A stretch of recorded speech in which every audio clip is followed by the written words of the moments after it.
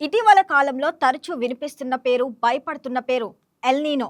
ప్రపంచ వాతావరణ పరిస్థితుల్లో అత్యంత ప్రభావశీలమైన ప్రకృతి పరిణామాల్లో ఒకటైన ఎల్‌నినో ఇప్పుడు తిరిగి రంగప్రవేశం చేసింది. నైరుతి రుతుపవనాలు దేశవ్యాప్తంగా విస్తరిస్తున్న వేళ భారత వాతావరణ శాఖ చేసిన తాజా ప్రకటన ఆందోళన కలిగిస్తుంది. భూమధ్య రేఖ ప్రాంత పసిఫిక్ మహాసముద్రంలో ఎల్‌నినో పరిస్థితులు ఏర్పడ్డాయని, రాబోయే నెలల్లో అవి మరింత బలపడే అవకాశం ఉందని ఐఎండీ హెచ్చరించింది. ప్రపంచ ఉష్ణోగ్రతలు, వర్షపాతం, వ్యవసాయం, ఆహార భద్రత, ఆర్థిక వ్యవస్థలపై కూడా ప్రభావం చూపగల ఈ వాతావరణ పరిణామం ఈసారి ఎంత తీవ్రంగా ఉండబోతుంది? భారత మాన్సూన్పై దీని ప్రభావం ఎంత? రైతులు, ప్రభుత్వాలు ఎందుకు అప్రమత్తంగా ఉండాలి? పూర్తి వివరాలు ఇప్పుడు చూద్దాం.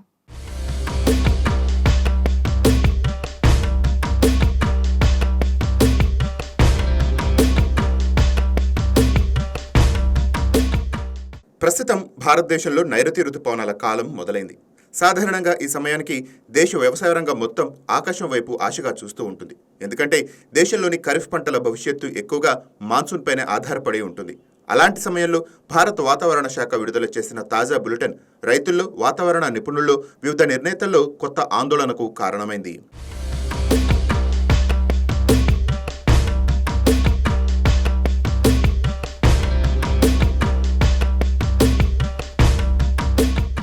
భూమధ్య రేఖ పసిఫిక్ మహాసముద్రంలో ఎల్‌నినో పరిస్థితులు ప్రారంభం అయినట్లు భారత వాతావరణ శాఖ ప్రకటించింది. సముద్ర ఉపరితల ఉష్ణోగ్రతలు మాత్రమే కాదు, వాటికి అనుగుణంగా వాతావరణ వ్యవస్థలోనూ మార్పులు స్పష్టంగా కనిపిస్తున్నాయని వెల్లడించింది. అంటే సముద్రం, వాతావరణం రెండూ కలిసి ఇప్పుడు ఎల్‌నినో దశలోకి ప్రవేశించాయని శాస్త్రవేత్తలు చెప్తున్నారు.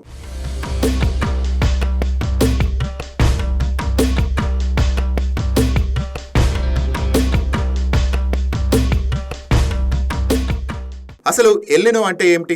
సాధారణంగా పసిఫిక్ సముద్రంలోనికి భూమధ్య రేఖ ప్రాంతాల్లో సముద్ర జలాల ఉష్ణోగ్రతలు అసాధారణంగా పెరిగితే దానినే ఎల్‌నినో అంటారు. స్పానిష్ భాషలో చిన్న బాలుడు అనే అర్థమున్న ఈ పదం మొదట దక్షిణ అమెరికా మత్స్యకారులు ఉపయోగించిన పదమే. కానీ ఇప్పుడు ఇది ప్రపంచ వాతావరణాన్ని ప్రభావితం చేసే ప్రధాన ప్రకృతి వ్యవస్థగా గుర్తింపు పొందింది.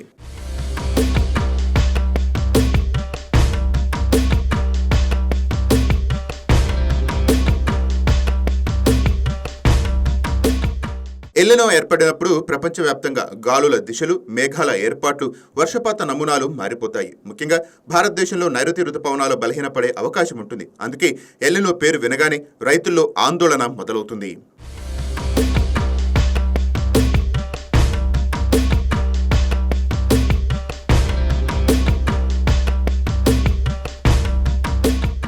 భారత వాతావరణ శాఖ చెప్పిన దాని ప్రకారం ఎల్‌నినో తీవ్రతను కొలిచే నీనో -3.4 ఇండెక్స్ 3 నెలల సగటు విలువ +0.5 డిగ్రీల సెల్సియస్ను దాటింది. అంతర్జాతీయ ప్రమాణాల ప్రకారం ఇదే ఎల్‌నినో అధికారిక ప్రారంభానికి ప్రధాన సూచిక.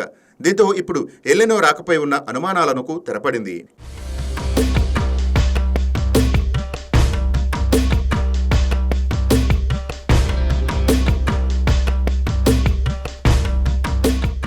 ఇక్కడతో పరిస్థితి ఆగిపోలేదు. పసిఫిక్ మహాసముద్ర ఉపరితలం కింద ఉన్న లోతైన జలాల్లో కూడా భారీ స్థాయిలో వేడి నిల్వ ఉన్నట్టు శాస్త్రవేత్తలు గుర్తించారు. ఈ వేడి నీరు క్రమంగా పైకి వస్తుండటంతో రాబోయే వారాలు, నెలల్లో ఎల్‌నినో మరింత బలపడే అవకాశాలు కనిపిస్తున్నాయి.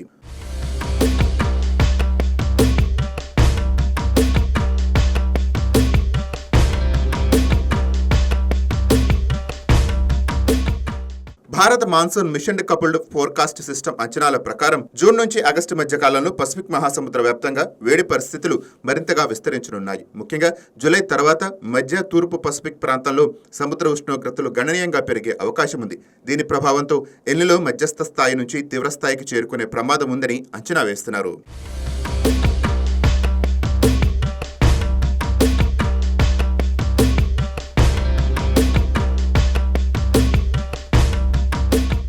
ఇక ప్రపంచవ్యాప్తంగా కూడా ఇదే ఆందోళన వ్యక్తమవుతోంది. అమెరికాకు చెందిన National Ocean and Atmospheric Administration, NOAA, Japan వాతావరణ సంస్థ, ప్రపంచ వాతావరణ సంస్థ వంటి అనేక అంతర్జాతీయ సంస్థలు కూడా ఎల్‌నినో పరిస్థితులను నిశితంగా పరిశీలిస్తున్నాయి. కొన్ని వాతావరణ నమూనాలను ఈసారి ఎల్‌నినో బలమైన రూపం దాల్చే అవకాశాన్ని సూచిస్తున్నాయి.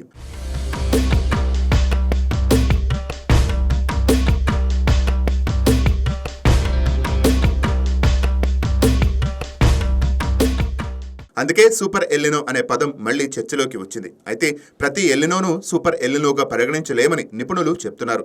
సముద్ర ఉష్ణోగ్రతలు ఎంత పెరుగుతున్నాయి, వాతావరణ ప్రతిస్పందన ఎంత తీవ్రంగా ఉంది అనే అంశాల ఆధారంగా మాత్రమే ఈ స్థాయి నిర్ణయిస్తారు. ప్రస్తుతం ఆ దశకు చేరకపోయినా పరిస్థితులు ఆ దిశగా కదులుతున్నాయని శాస్త్రవేత్తలు హెచ్చరిస్తున్నారు.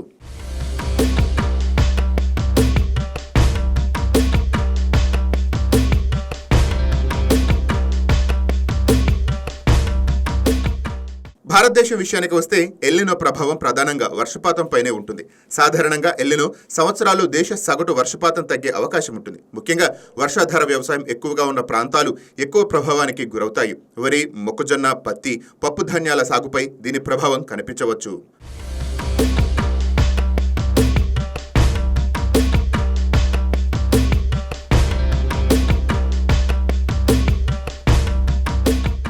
అయితే ఎల్లినో అంటే తప్పనిసరిగా కరువు వస్తుందనే అర్థం కాదు. గత చరిత్ర చూస్తే కొన్ని ఎల్లినో సంవత్సరాల్లో కూడా సాధారణ లేదా అంతకంటే ఎక్కువ వర్షాలు నమోదయ్యాయి. ఎందుకంటే భారత మాన్సూన్ ప్రభావం చేసే అంశాల్లో ఎల్లినో ఒక్కటే కాదు, ఇక్కడే ఇండియన్ ఓషన్ డైపోల్ లేదా ఐఓడి పాత్ర కీలకంగా మారుతుంది. హిందూ మహాసముద్రంలోని తూర్పు, పశ్చిమ ప్రాంతాల మధ్య సముద్ర ఉష్ణోగ్రతల వ్యత్యాసాన్ని ఐఓడి అంటారు. ఇది పాజిటివ్, నెగటివ్, న్యూట్రల్ అనే 3 దశల్లో ఉంటుంది.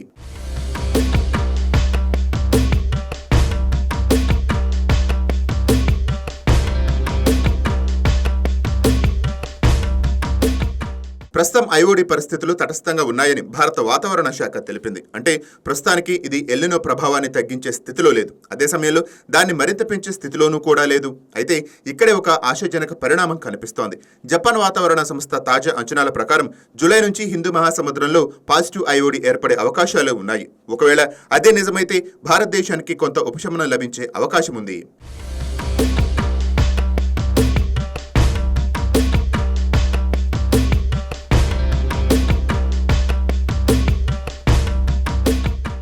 ఎందుకంటే పాజిటివ్ ఐఓడి సాధారణంగా భారత మాన్సూన్కు అనుకూలంగా పనిచేస్తుంది.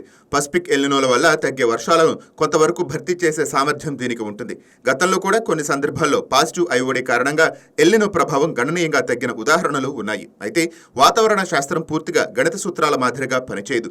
సముద్రాలు, గాలులు, మేఘాలు, ఉష్ణోగ్రతలు, వాతావరణ పీడన వ్యవస్థలు ఇవన్నీ పరస్పరం ప్రభావితం చేసుకుంటూ ఉంటాయి. అందుకే ప్రతి ఎల్నినో ప్రభావం వేరుగా ఉంటుంది. ఒక ప్రాంతంలో కరువు తెచ్చే ఈ వ్యవస్థ మరో ప్రాంతంలో వరదలకు కారణమవుతుంది.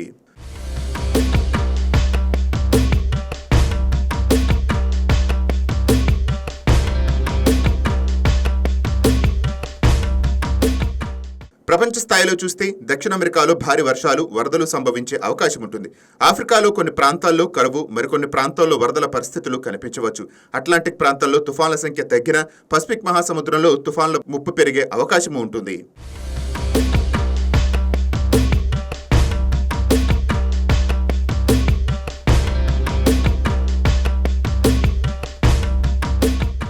ఇక ప్రపంచ ఉష్ణోగ్రతల విషయానికి వస్తే ఎల్నినో కారణంగా ఇప్పటికే పెరుగుతున్న గ్లోబల్ వార్మింగ్ మరింత వేగం పుంజుకునే అవకాశం ఉంది. శాస్త్రవేత్తల అంచనాల ప్రకారం 2027లో ప్రపంచ చరిత్రలోనే అత్యంత వేడి సంవత్సరాల్లో ఒకటిగా నమోదయ్యే అవకాశాలు కనిపిస్తున్నాయి. భూగోళ సగటు ఉష్ణోగ్రతలు కొత్త రికార్డులను నమోదు చేసే అవకాశం ఉందని హెచ్చరిస్తున్నారు.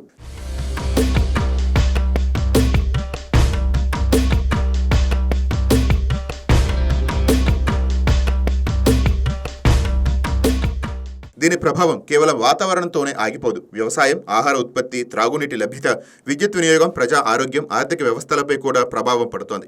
ముఖ్యంగా అభివృద్ధి చెందుతున్న దేశాలకు ఇది పెద్ద సవాలుగా మారవచ్చు.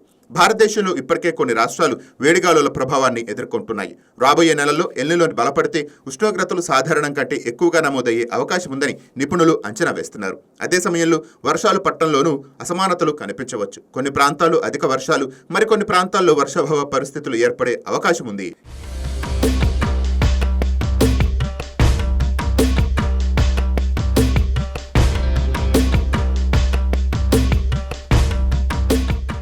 ఈ నేపథ్యంలో రైతులు, రాష్ట్ర ప్రభుత్వాలు, విపత్తు నిర్వహణ సంస్థలు ముందస్తు ప్రణాళికలతో సిద్ధంగా ఉండాలని వాతావరణ నిపుణులు సూచిస్తున్నారు.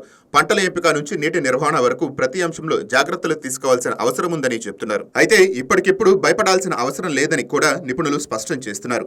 ఎందుకంటే ఎల్నినో ప్రభావం ఎంత తీవ్రంగా ఉంటుందో రాబోయే 2 నుంచి 3 నెలల్లో మరింత స్పష్టంగా వచ్చే అవకాశం ఉంది. ముఖ్యంగా జూలై, ఆగస్టు నెలల్లో సముద్ర ఉష్ణోగ్రతలు, ఐఓడి పరిస్థితులు ఎలా మారుతున్నాయన్నది తుది ప్రభావాన్ని నిర్ణయించనుంది.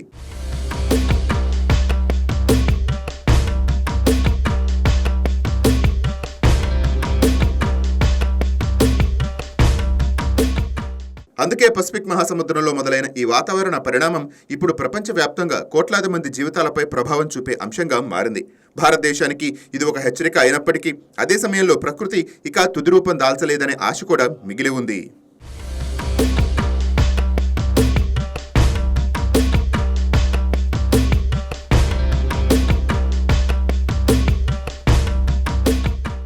మొత్తానికి ఎల్నినో ప్రారంభమవటం భారత మాన్సూన్కు ఒక కీలక పరీక్షగా మారింది.